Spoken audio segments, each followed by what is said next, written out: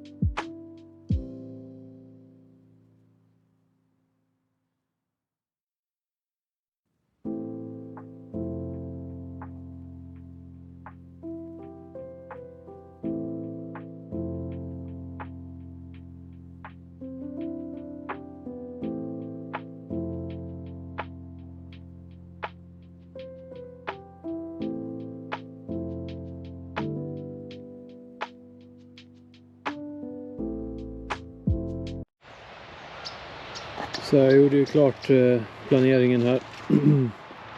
Men jag hade mer massor än vad jag först trodde att röra mig med. Så de här stenarna som jag tänkte eventuellt skulle vara något stöd, det kommer bara bli i vägen. Så vi tar bort det och lägger dit lite mer av materialet där bortifrån.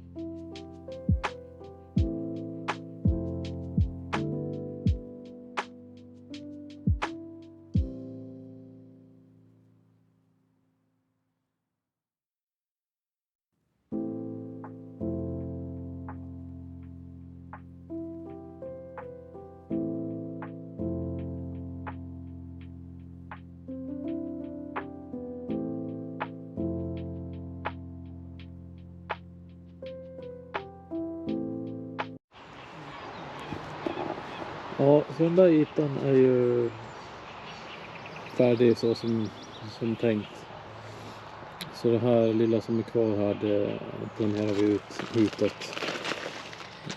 Jag ska nog försöka flytta på de här stenarna. Och få till ytan lite jämnare ner under där.